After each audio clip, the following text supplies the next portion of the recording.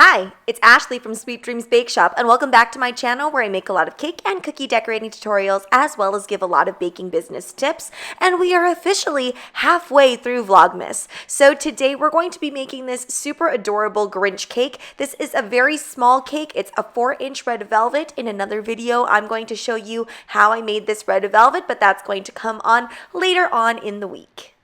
I filled it with cream cheese frosting, and now I'm covering with American buttercream. And I'm just going to place that in the fridge for about 20 minutes. It honestly doesn't even need that. We're going to take this grass tip here, and I did dye this with just a little bit of green and a little bit of yellow gel food coloring. I used both Chef Master and AmeriColor. Now, using a grass tip is fairly simple once you get the hang of it, but it does take a little bit of finesse to it. So you want to make sure that when you're squeezing that grass tip, you stop squeezing and then you pull straight out. Pulling straight out is going to create that little spike that you want. You can make some hairs longer or shorter. I prefer my Grinch to just be a little bit shorter. I don't want too much buttercream on here. I also highly recommend that you do use either American buttercream or Italian meringue or Swiss meringue buttercream to create that. It will not work very well with the cream cheese frosting. Now, I made my Santa hat fairly small, but you could definitely make this a little bit larger so it looks a little bit more to scale, but I thought it looked kind of funny and cute to do it this way. So I'm just using a tipless piping bag here with some buttercream that I've dyed red, and then I am swooping it up just like you would a cupcake. That's going to be the little Santa hat. I wanted to try to make this tutorial as much buttercream as possible with just very slight fondant details. So here I'm putting on some snowflake sprinkles to create that little white border. Use whatever you have on hand though. If you just want to use some white buttercream that hasn't been dyed yet and pipe that on, that would look awesome as well. And for the pom-pom on top, I'm going to place that white M&M on there.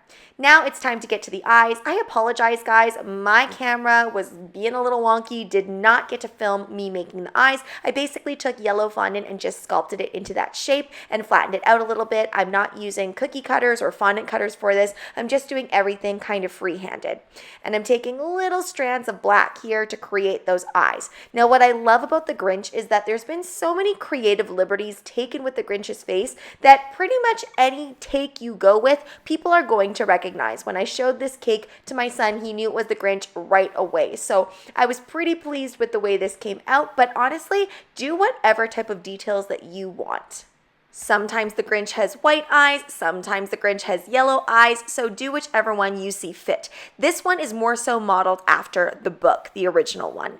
So what I'm doing here is I'm creating that eyebrow, and he always seems to have these really big, thick eyebrows in whatever version. So I wanted to make sure that it kind of looked a little bit spiky, so I used my X-Acto knife to get that shape, and then I'm tilting those eyebrows however I see fit. I also added in that little nose, which again, all I did was rolled some black fondant.